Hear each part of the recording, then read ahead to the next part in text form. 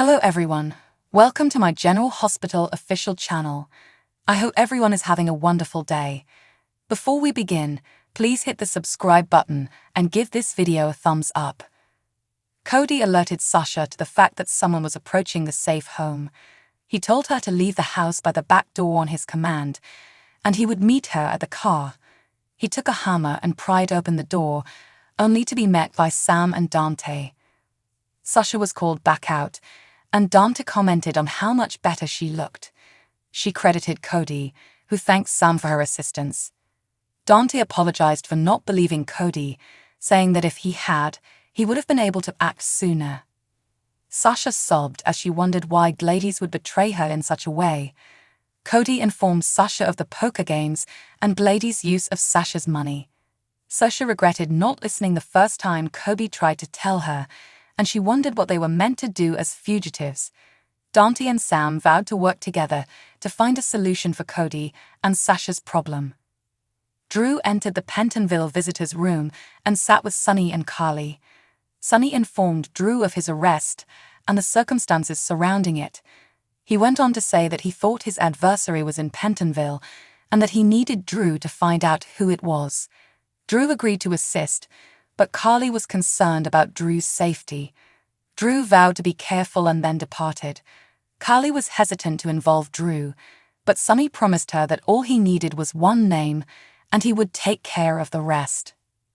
Cyrus was escorted into Warden Garton's office by a guard, who was then dismissed by the warden. She ripped into him when they were alone for botching Sonny's entrapment. Cyrus told her that he was as angry, but her tone reminded him of how she became the warden. He vowed to cleanse her name and said Mason's usefulness will be over shortly. He assigned her the responsibility of determining how Sonny had gotten out of the charges, but she refused because she didn't want to be the next victim. Warden Garton was praised by Cyrus, who reminded her that he'd donated a large sum of money to a cause close to her heart. He told her that he could easily change his mind, and she wanted to know whether he was threatening her. She told him he had to keep his nose clean. He reasoned that neither of them had anything else to say, so she'd buzzed the guard back into her office. Cyrus was led out by the guard. Drew returned from the visitor's room and casually mentioned his son, who was graduating from PCU in the spring, to the guard. Drew offered the young man a position at Aurora Media. The guard was curious as to what Drew desired in exchange. Despite the fact that he would organize the internship anyhow, he explained that he required certain details. Cyrus listened in unnoticed as he asked the guard who Austin had visited. Dex tracked Nina down in Metro Court, but his phone rang before he could say anything to her. He picked up the phone and spoke with Jocelyn, who assured him that he would still assist her in moving back into her dorm room that day. He hung up after promising to be there as soon as he finished his duties. Dex informed Nina that he had a message from Sonny for her. He informed her that Sonny would be unavailable for a few hours, but she need not be concerned because Sonny was seeing Drew in Pentonville with Carly. Nina was interested in learning more. Dex said that Sonny was parsimonious with information and then left. When Olivia arrived at the restaurant, Nina saw that she appeared to be in a good mood. Eddie had taken her and Leo to the recording studio, and Eddie had been wonderful with Leo. Nina wondered if Olivia was falling for Eddie as she continued to praise him. Olivia's expression changed abruptly. She left, saying she had to get back to work. Jocelyn read in her dorm room while waiting for Dex. When he arrived, she was struggling with a mini-fridge, which he quickly replaced. Adam knocked on her door and noted that they would be neighbors once more. He encouraged her to join his study group, and she agreed to let him know once she checked her schedule. She told him that they needed to have things set up by the time Trina arrived, so she shut the door. Dex kissed her because he thought she should join the study group. They eventually undressed each other and made their way to the bed. Austin was on the phone at his office, assuring someone that he had completed all of their requests. Ivor stormed into the room and insisted that he hang up the phone, so he did. She chastised him for failing to return her phone calls and complained about Mason threatening her and her family. If Mason would not return Nicholas' body, she threatened to go to Sonny and tell him everything. She reminded Austin of what she was capable of. Austin was sincerely sorry for putting Ava in this situation, and Ava agreed that she, too, would change things if she could. Austin questioned her certainty that Nicholas would have harmed Avery. She wasn't sure, but after losing Kiki, she refused to take any chances with Avery, whom she was left with. He offered to do everything he could to assist her in exchange for her patience. She stated again that if she did not receive what she had been promised, she would go to Sonny. She stared at him before walking away. Trina was working at the gallery while listening to music through her headphones. Spencer arrived and repeatedly yelled out for her until he was very close to her, and she was thrown off the ladder she was standing on. Spencer caught her, and she sheepishly removed her earbuds. He pledged to always be there to catch her, but she'd also saved him a few times. Trina stated that she was there due to an urgent call from Ava's representatives, who had left out some facts with the artist's people. She had realized Ava was distracted. Spencer questioned Trina's decision not to work at the Chuck, which would have been a better stepping stone for her career. Trina responded that Ava's gallery satisfied her more. She stated that working there allowed her to devote more time to education and her family.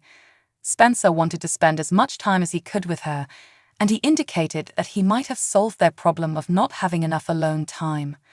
He had plans to take her to New York and Turks and Caicos. Trina declined the huge vacation due to the start of school and the fact that it was hurricane season, but she did agree to accompany him to New York City. Spencer, overjoyed, told her about all the locations he planned to take her in the city. He kissed her since he was ready for some uninterrupted time with her. He left to make some phone calls. Trina smiled as she scooped up her dove from the desk. Outside, Spencer assured someone on the phone that it was going to be a very special weekend. General Hospital spoilers state that Charlotte Cassadine is back on the show on a daily basis, implying that the writers have something big planned for her. Charlotte is maturing quickly, as indicated by her current relationship with Jake Weber. That, however, implies that Charlotte's evil roots may emerge. Charlotte has always had a sneaky streak, but now that she's in adolescent territory, she might take things to the next level.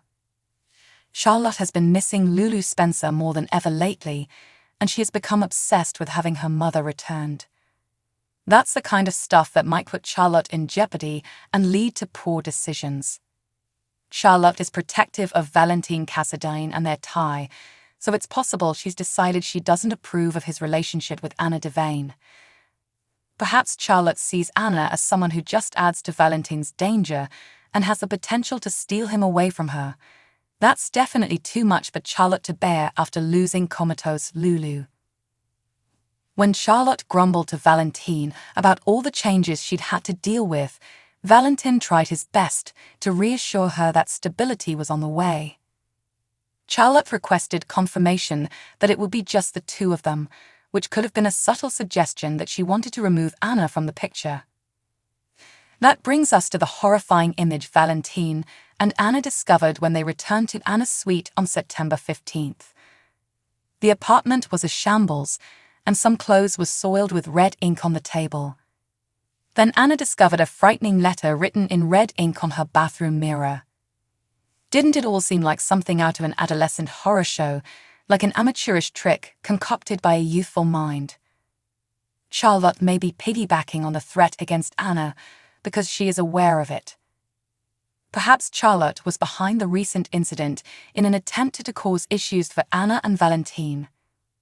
Charlotte has shown an interest in Jake's creative efforts, so she may have obtained the ink or paint from him. There's even a chance Jake is involved because Charlotte mentioned working on a graphic novel together. Charlotte mentioned that she enjoyed to write and that she felt Jake could draw the illustrations. If Jake and Charlotte are covert partners on this Anna nightmare, the show may have hinted at their collusion. It's worth noting that GH spoilers for the week of September 18 to 22 reveal that Valentine will be in complete shock. Valentine will have trouble believing his eyes, so what if Charlotte gets caught on hotel security footage? Charlotte could be caught sneaking into Anna's suite, possibly using a spare keycard Valentine gave her because he's been staying there a lot. Jake will also have a confession to make between September 25 and September 29, which could be related to whatever trouble he's caused with Charlotte. Charlotte is Helena Cassadaine's grandchild, and she may soon demonstrate her twisted DNA. According to General Hospital spoilers, Charlotte could soon have a larger role in the drama, so stay tuned for more exciting news. So what do you guys think about this update? Let me know in the comments below. And if you like my videos, please press like and subscribe for more. I'll see you guys next time.